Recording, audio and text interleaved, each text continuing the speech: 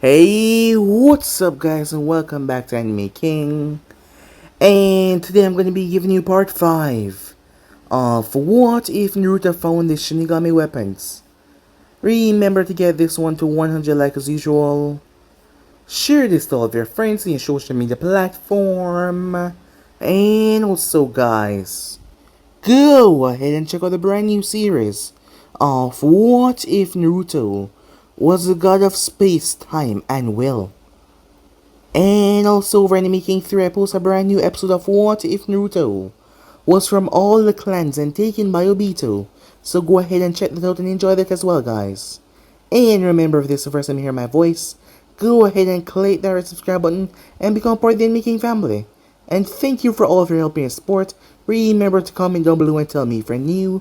I'll be planning talking back to all of you.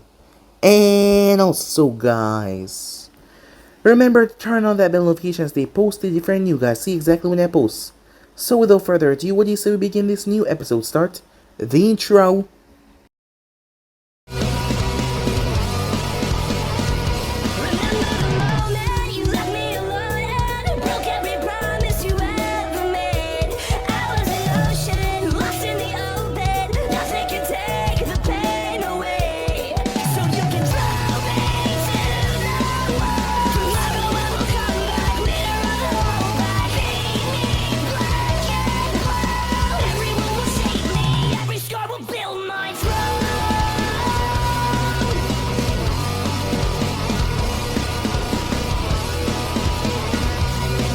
So the last time we left off, Mifune told him about the procedure, as they made their way towards the land of iron.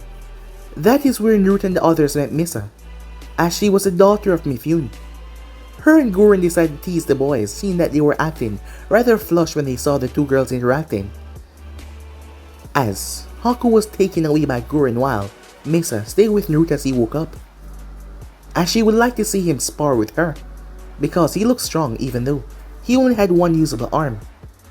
After that, and when they meet up for dinner, well, they were rather friendly with each other.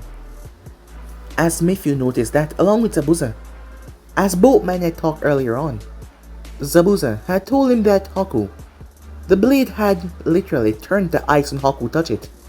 It meant that it had taken its next wheeler if anything were to happen to Zabuza. And also, he believed Haku had another bloodline, swift release probably, as there was whips of wind coming off it. Perhaps that is the reason why he was so fast. If anything happened to him, well, Haku will wield it next. So with that, the group ate dinner that night, as Naruto was on the roof when everyone went to sleep as Misa came to visit him. It turns out that she was also a member of this experiment. She also went through it, as she had the real illness that her mother had. As she also went into the procedure, and she died. As Naruto was freaking out about that, but at least she got to meet her mother. As Naruto held her as she cried, the memories of the wound was still fresh. The next day, as Naruto was lying down, he told them to begin as he was ready. As the procedure started to pump the thing into his system, the metal arm connecting, as Naruto screamed out in pain, and he flatlined, he died. As Naruto found himself in front of the stage of Six Path, the Shinigami and the first Grim Reaper, and his father was also there as well. Now that was rather shocking, as Naruto had spoken to them all. The Kyuubi also did something to Naruto, as it made his bones much more stronger than the experiment would, and not to mention, he curved it so it was like the metal arm was an extension of himself. Not just a metal arm, it was fully connected, everything. It felt like the nerves had pumped into it. But it was just a feeling. But there was not that alone though. He also added some wrist blades to it, that can come out in as whoosh when Naruto clenches fists. So with that, they spent more time at Land of Iron, before they made their way off, as they say goodbye to Misa, as Naruto did not know how long it will take before he returned. It made Mifune wonder if he should keep the Chunin exams this year. After all, he was sure by the time that Naruto would find a village to settle down in, as that made Misa happy that she would see him again, as she got to really like him. So with that, the group moved on, Some time passed, there was a lot that happened. For one thing, Shizune and Zabuza got together, and Shizune was pregnant. So now they wanted to kill Zabuza, but Shizune, well, she managed to calm her master down.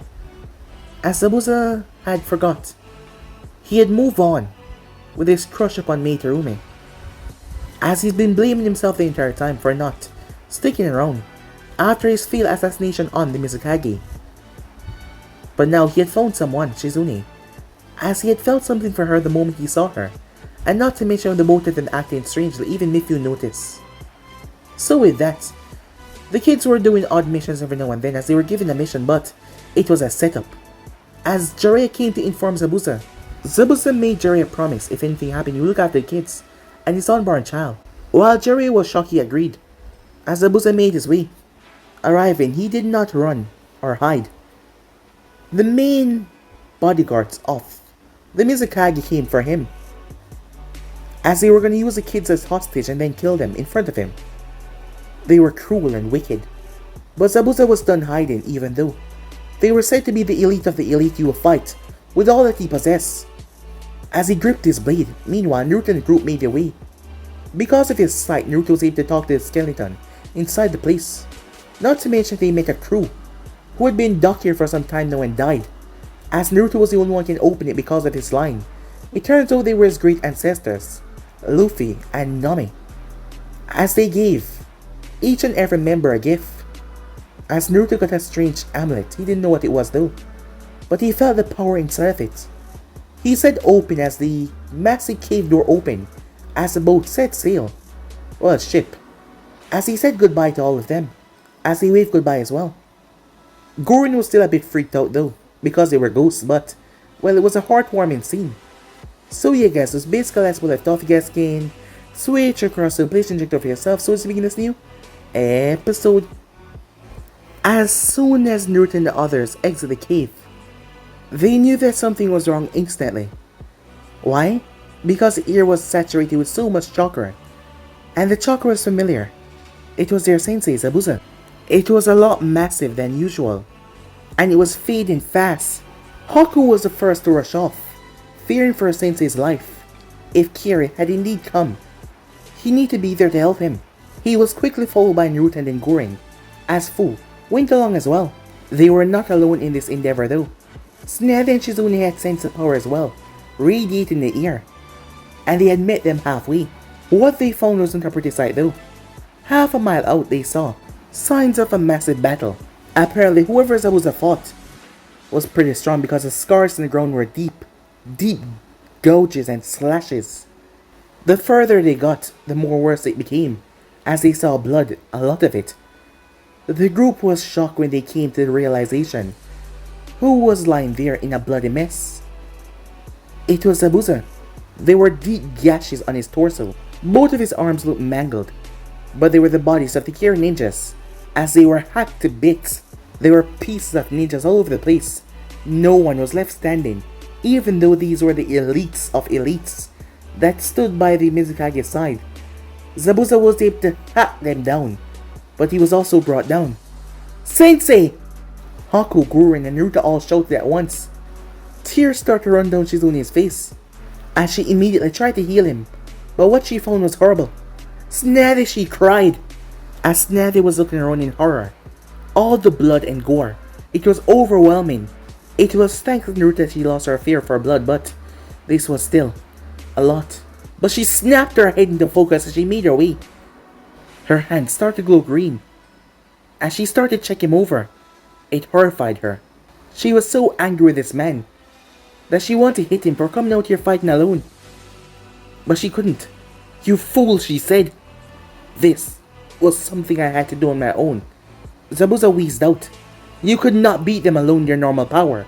So why resort to this? Natty screamed. Because of you all. If I had not faced them, you all would have been tormented forever by my past mistakes. My students and children does not deserve any of that. My love, unborn child, and my medic friend. I could not let them go after you. Please, hang on, said Haku, tears running down his face. Zabuza looked towards him. Haku, you were my first student. I only treated you like a tool because of my want for revenge. But that changed as I trained you. And the kicker was a blonde brat that you brought. I will always and forever see you as my son. Take my blade. It is rightfully yours now. As tears pulled down Haku's face as he looked towards a massive head cleaver blade. Zabuza then turned to Gorin and smiled.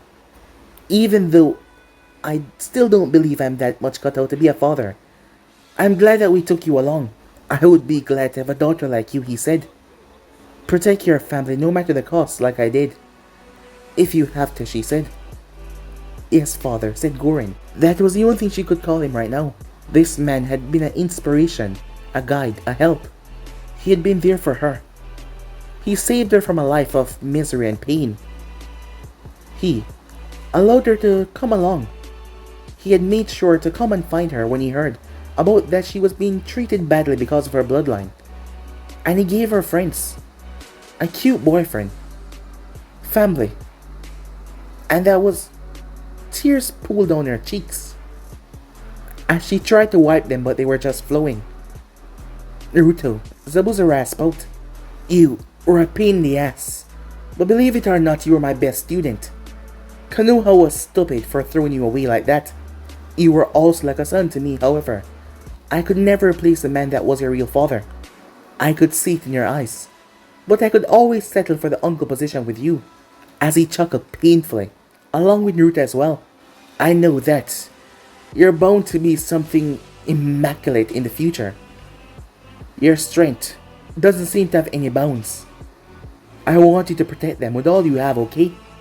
Remember, they're there to protect you as well. That is what it means to count and rely on people. I will, said Naruto, as he turned towards kneeling Shizune. I'm sorry, he said. I know, she said. I love you, he said to her, as she leaned forward and kissed him. I love you too, she said. She wished she could be mad at him, but for the past few months, he made her happy. But now he was going away. As Snazzy could not heal his wounds, but because of her he was still able to hold on for some time to say his goodbyes. As he gave Snazzy a smirk, before his body went still, the demon of the mist, Zabuza Momokai, fell as he died. The next few days were rather depressing, sure. They buried his body and had a small memorial, but it was still rather depressing. Gorin spent a lot of time with Shizune and Haku. They spent time training, crying, and comforting each other, as it made Gorin remember a special moment that they had back in the desert. Flashback. As they were not training, they were throwing rocks. As Zabuza has just beaten her in a spar, but now they were throwing rocks. As they were trying to see how far each other could throw it in the oasis. You did well, Gorin, Zabuza said. You still beat me though, even in your weak and delirious state. I guess you really are strong, she said. Well, I've been training on my own as well. I'm nowhere near S-class, but I have to protect my students, somehow. Gorin smiled, as, despite his reputation, he was just a big softy. I'm glad that you guys found me, instead of that freak that killed off my village, as he hoisted her up on his back, as she was exhausted. Zabuza was still uncomfortable with his feelings around these kids, because the more time went on, the more he found himself willing to give his life away to protect them. They were like his own. As Gorin wrapped her arms around him. Thanks, Dad, she said, as she fell asleep on his shoulder. As Zabuza froze, he glanced towards her, but she was asleep, exhausted from their spar. As that brought a smile to his face. End of flashback. That was a special time for her and the first time she called him father. Even though he wasn't her real father, he felt like that. Hell, her real father would never care about her so much. But now he was gone. But he did leave behind a legacy. His unborn child, that she would see as her younger brother, as she would help Shizune through everything no matter what. Shizune smiled towards the small girl, as she thought she would make a great sister. As she looked towards her stomach, yeah, she would be a great sister. She looked down towards her stomach and realized, yeah, she was gonna be a mother. She realized it a long time ago, but now, because of Zabuza's death. But despite that, the child would have a great family. She glanced over towards the sleeping Snazzy in the hotel room, as she remembered what happened when she found out she was pregnant. Flashback. Shizune was smiling. She honestly thought this day would never come because, well, she was always traveling with Snatty, keeping her happy and keeping her healthy. As she screamed yes! Come on, Shizune, keep it down. Snatty groaned as she sat up in the bed, as she rubbed her splitting headache from her hangover. What the hell are you so excited about this early in the morning? Snatty-sama, it is noon. Shizune said that so it dropped. Your point, said Snatty. Snatty-sama, I'm pregnant. Snatty snapped her gaze towards her. And who is the father, she said. Zabuza, of course. Zabuza didn't know what happened at that very moment, but he felt something was very, very wrong. It is when he heard it. Zabuza! As Snatty screamed out his name. Oh shit, that didn't sound too well. What did he do now? End of flashback. As Haku was currently at the grave. As he had made his mind up, he had made a promise to his father as he looked towards the grave. He knew this was no time for being sad. He had let out his tears and mourn. He needed to keep on getting stronger and moving on. And he will kill the Mizukage for him, if he ever get a chance. He had promised him that. He had promised him that as he lay to rest. At the moment though, when Naruto was laying on grass. Yes, there was grass in the Earth Country. You just had to find it. As he stared at the clouds. This was rather relaxing for the mind. No wonder Shikamaru liked to do it so much. Laying next to him was Fu. She saw that Naruto was in pain a lot, so she decided to stick around for a bit longer. This doesn't change a thing, said Naruto. What do you mean, said Fu. The fact that my goal will always remain the same. I will protect my family. Zabuza sensei, I wish I could be in there, but there was nothing I could do. I'm not strong enough yet, but I'm getting there. I thought if he had waited and we'd have fight together, we'd have won, but I think that's a lie. But I keep on telling myself. Why is that, said Fu? Because I feel that was not just a battle, that was a war. They're all trained in the art of silent killing and several other deadly techniques from Kiri, the elite bodyguards of the Mizukage. As Naruto sighed, if we were there, Zabuza would have been doing his best to protect us, and that would have probably cost him and one of us as well even more. He knew the risks, and he knew that you're just some battle that you have to fight on your own, even if it means giving up everything. And for that you will always have my respect, and I will get stronger no matter what. And I will do what it takes, whatever it takes to protect my family. Even you, Fu, since you're one of my friends, said Naruto. As Fu smiled brightly at that. I never really had many friends, even though I protect my village. But I like you, she said. More than a friend.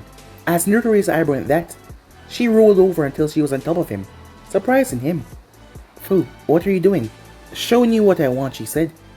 And maybe I can take you out of this depressive atmosphere. I know. You're in pain. Let me try to ease it a bit, she said. As she kissed him. As she then pulled back. We're both Jinjulikis. We can stay together, she said. I want you. But we can't. Do it later, she said. Instead, let me show you what you have to look forward to for the future. As she kissed him again. They did not go too far, as they just made out, right there. But at least she put that mental thought in his head. What she wanted to do when the time was right. But not just yet. Although it was rather wonderful for Naruto as well. Time skip. A few days later, as Fu had to embark the waterfall. And they made a promise to each other that they will meet up again no matter what. As Naruto would like that very much. At the moment though, so, where are we even going, Haku asks. That's the question now, isn't it? Said Gorin. Naruto looked thoughtful as he glanced towards Nada and Shizune. The hidden stone. What? Haku said. I say we hit the hidden stone. I don't think Shizune need to be walking around for very long. And the road is no place to raise a baby. That's a good idea, Shizune said. True. And like I said, the hidden stone is safe for you now, Naruto.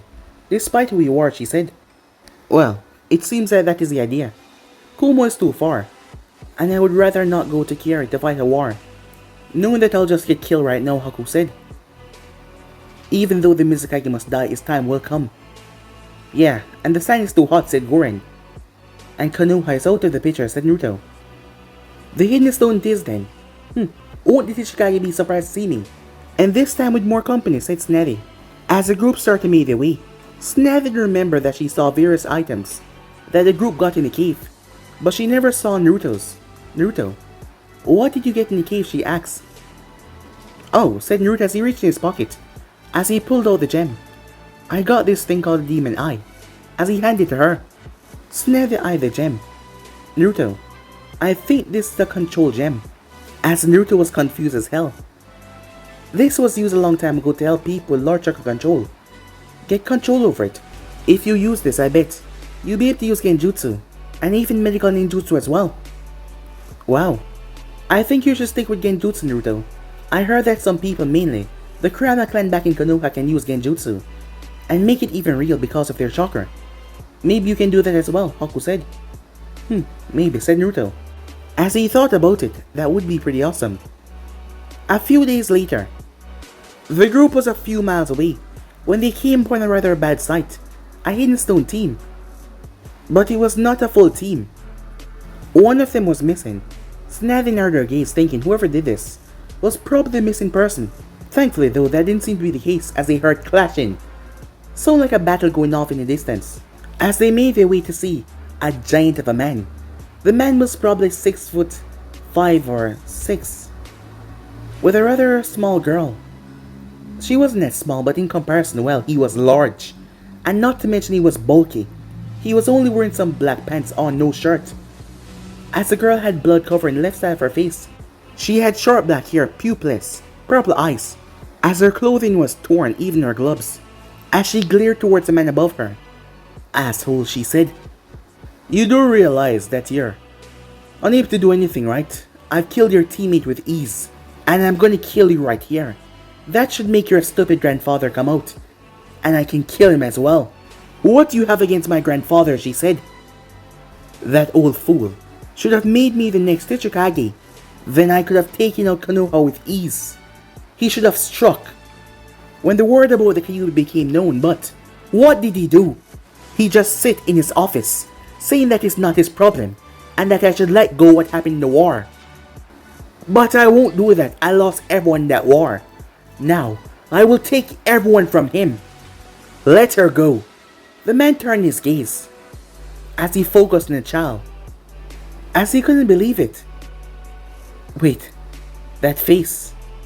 No, this must be a dream or something. He couldn't believe his luck. I said let her go. The girl collapsed in exhaustion, finally, her body giving out. I would rather kill you instead. As Naruto clenched his fist, the gem started to glow ominously. The man moved rather quickly, as his fist smashed into Naruto's head, but there was black smoke. He brushed his hand through it. Still playing those stupid games like your father. You seem to know who I am. But who are you? Said Naruto. As Naruto's voice came from all over, the man then noticed the smoke converging in on itself, as a mouth appeared, smiling at him. I am Kenjin. I am the last of the great clan called Kijera. We held the strength release. We are the descendants of a great powerful man called Hercules. The last, said Naruto. Yes, during the war your father slaughtered all of us. I was a mere child back then. I spent my entire life training and getting ready, so I could finally kill him one day. But then rumors went around that he got killed by the Kyuubi. Well, if I couldn't have him, I would just slaughter Konoha ninjas. But that old fool Oniki didn't want me doing any of that. He told me that that was a long time ago, and I should just forget about the past, even though he lost his own daughter to the war. But he want me to forget. Screw that. But now, you, the son of that man, it brings me so much glee to know that I can rip you in half with my bare hands. Well, I would like to see you try, said Naruto. Fine, the man said. Secret art. Strength release. Earth shatter! Naruto turned to smoke and took the girl with him, as the man's fist struck the ground. The air around Kenjin became a massive crater as he obliterated everything. Well, that was interesting. Kenjin turned. What?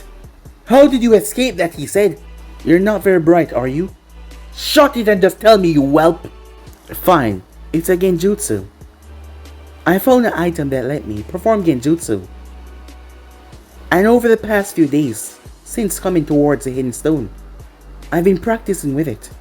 Not to mention I can make at least hundreds of clones. So, you can get the drift, said Naruto. Kenjin knew how genjutsu worked, but this was more dangerous.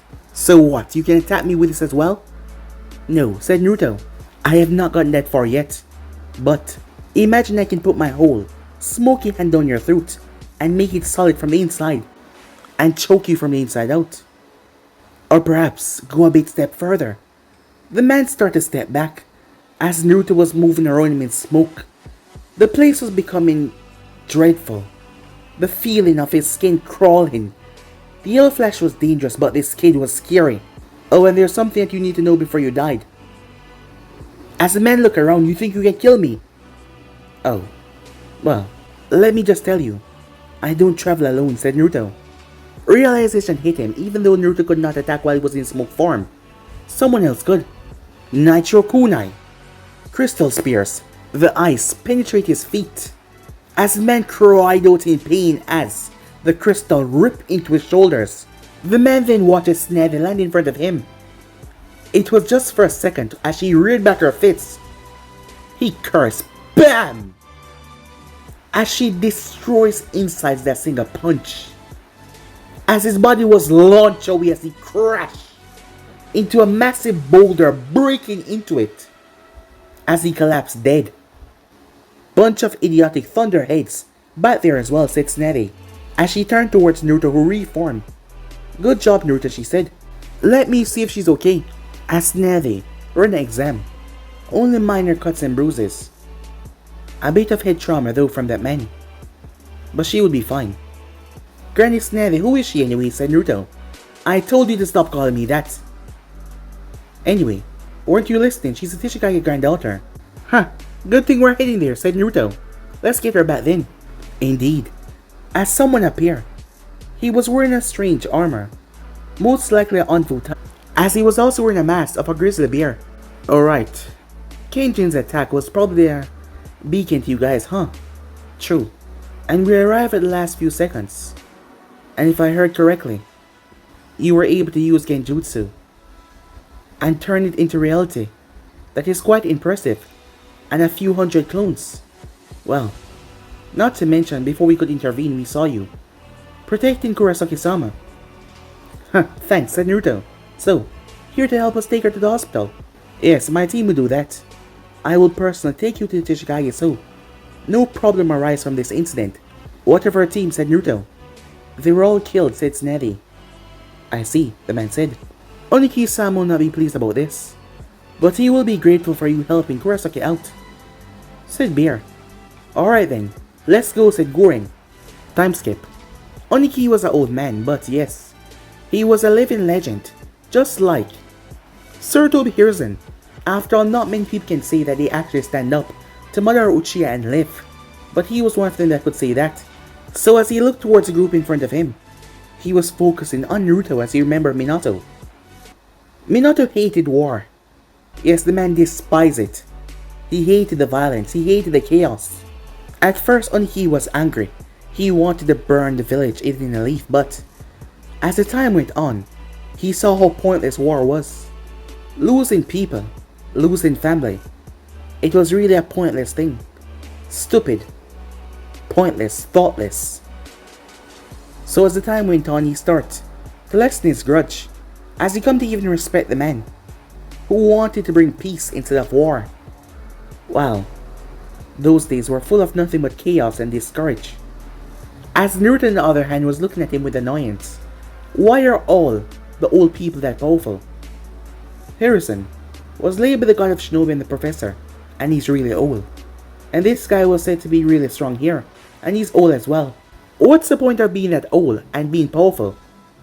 You need to be powerful in your younger years. But, well, he couldn't know if they were powerful back then because, well, he wasn't alive back then. But he hoped he didn't have to wait until that long to become is peak power.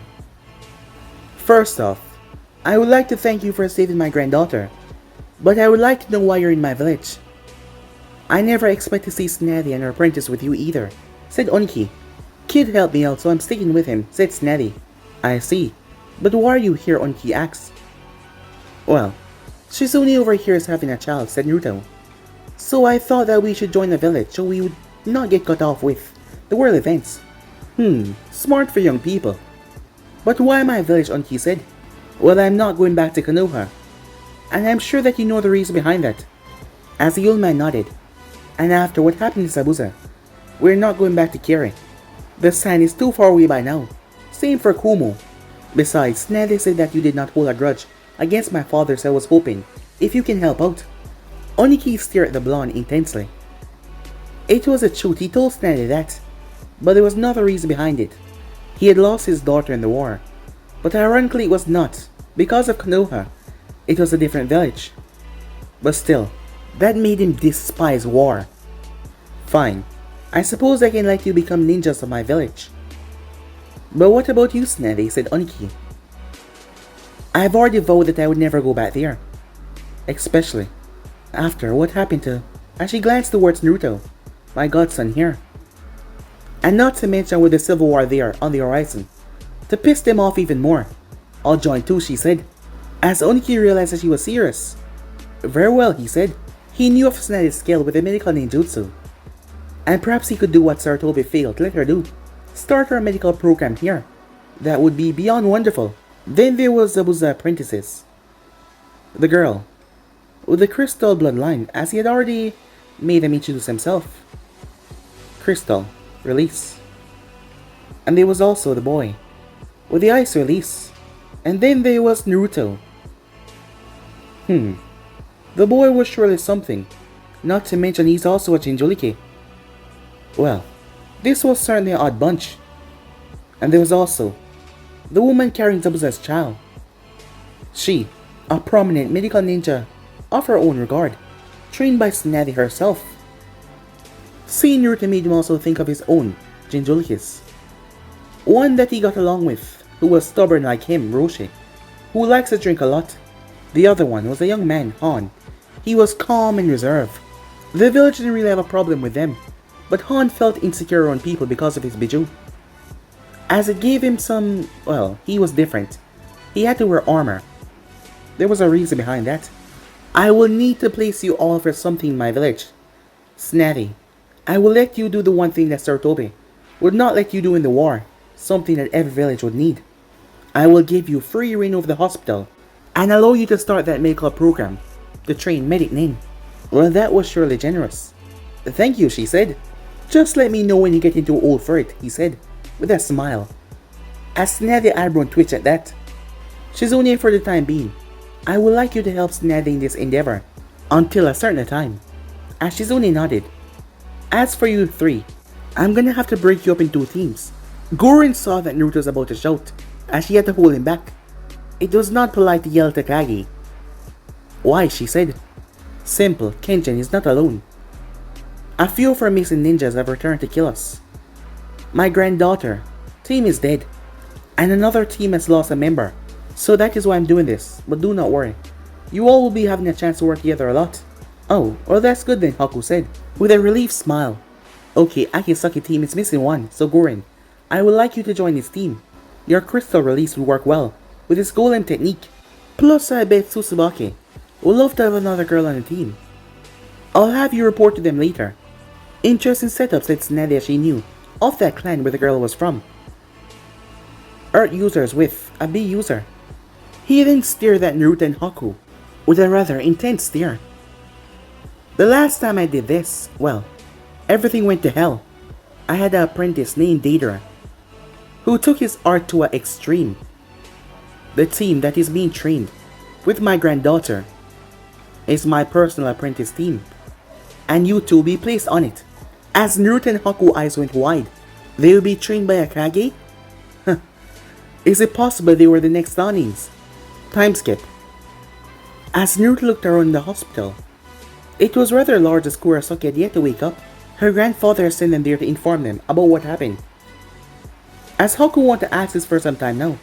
Since Zabuza died, did something happen to you? You noticed that, huh? Said Naruto. Huh. It's subtle, huh? Well, you would notice. What happened? Haku asked. Well, as I said, it was subtle. Just a bit changed, said Naruto as he rubbed his eyes. Since Zabuza died, I didn't even notice at first. It was my eyes, said Naruto, they changed. Let me see. As Naruto's eyes switched, they were not just normal sharingan. It was because of the Kyuubi, with his mixture of chakra as well. And the procedure that he went through, and not to mention Zabuza's death, it triggered it. Itachi already had the Mangekyo, so there was just a moment that was needed. But Naruto's eyes went a bit step further, to the enhanced, eternal, Mangekyo Sharingan. It was a strange design, a 7-pointed pinwheel. It was glowing though, thanks to Kyuubi's power. Whoa, said a voice, as the both of them turned as Naruto's eyes met with Kurosaki. Those eyes, she said. It's a story, said Naruto as he deactivated them. Hi, nice to meet you. I'm Naruto Uzumaki. Nice to meet you, she said. I'm Kurosaki. I remember you. You're the one that saved me, didn't you? Yeah, it was me. Haku here. Then Kurin.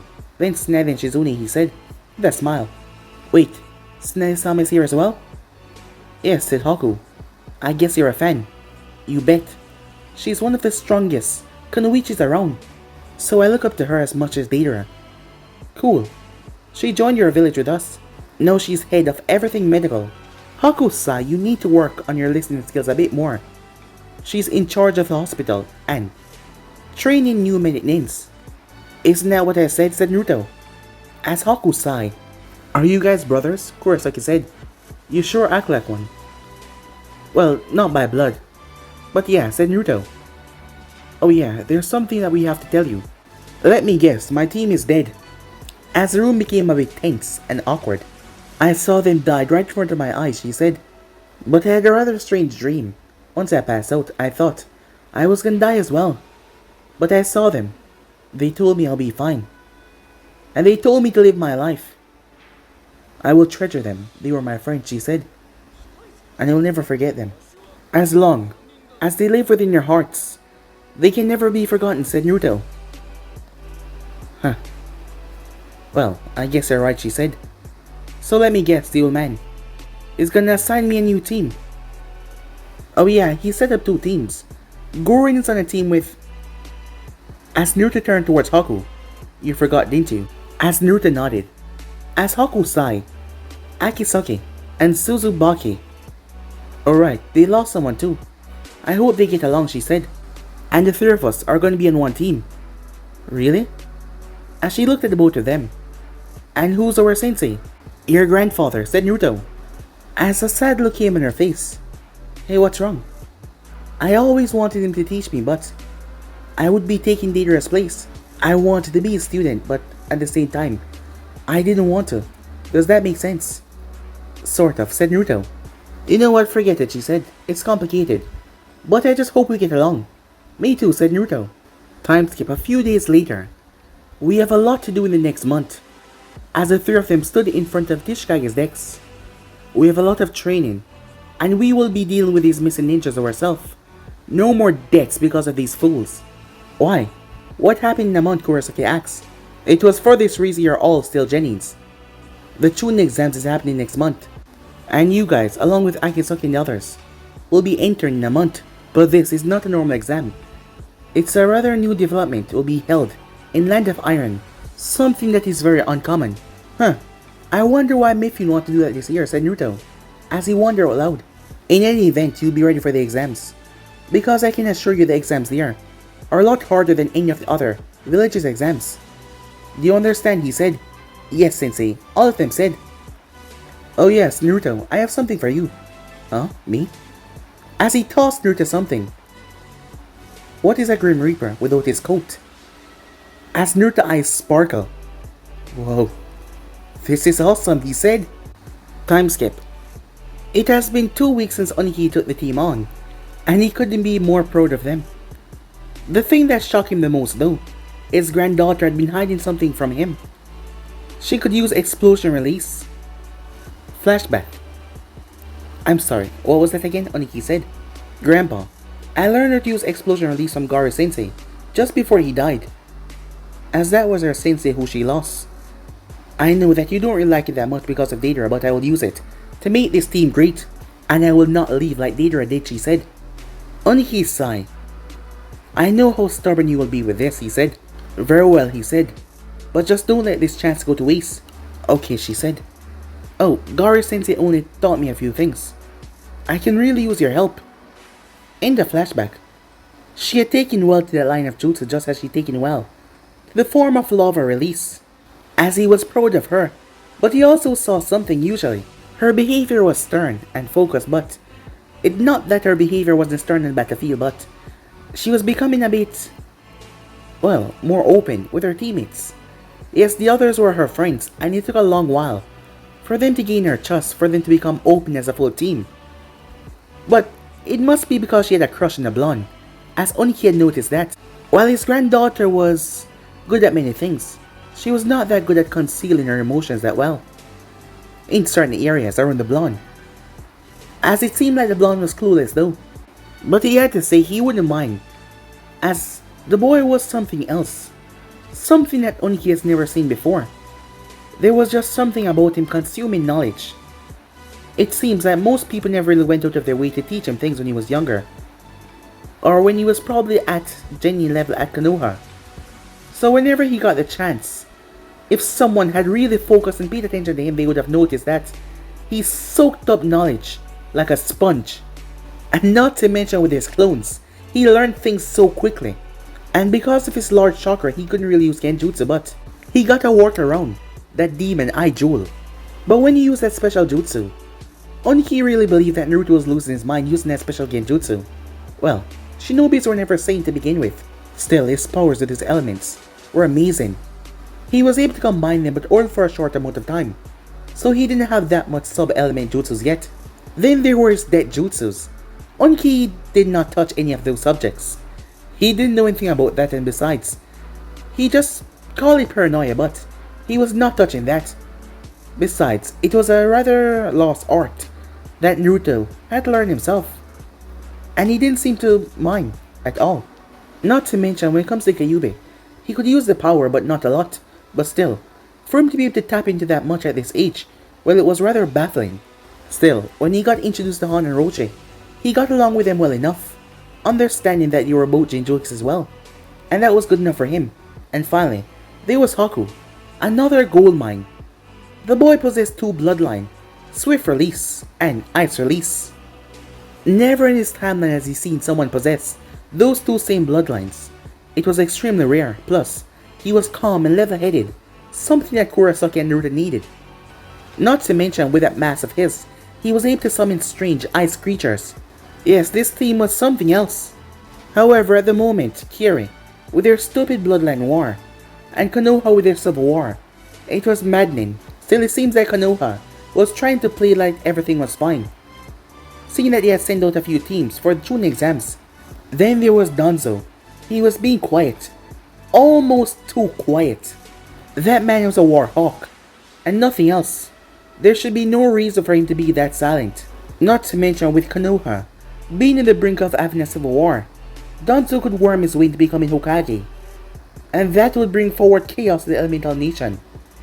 He didn't get any more time to think about that as his team entered his office. "Yo, old man, what do you have for us this time?" said Naruto, as Haku whacked him over the head, as Kurosaki laughed. Ah yes, Naruto constant disrespect, just like his granddaughter, always telling him that he needed to step down and choose someone else, that he was too old for the job. These younglings and their disrespect towards his profession.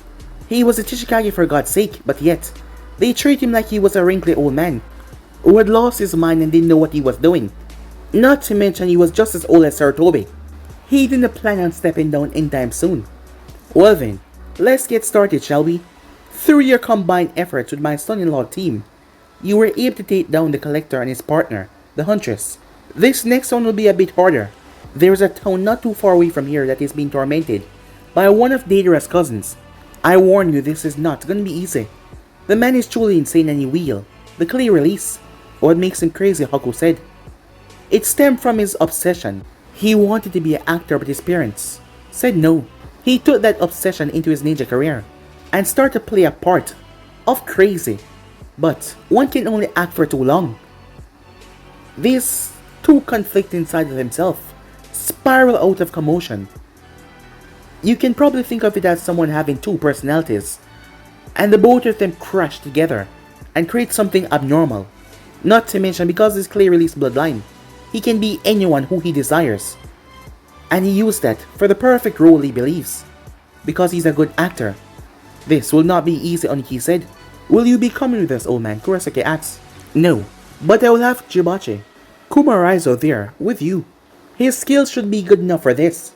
The three of them nodded as they took the scroll and made their way. As someone came out of the shadows. Do you really believe they will find him? Honestly, no, Oniki said. The scroll I gave them was for a week only. If they actually find him there, I would be rather surprised.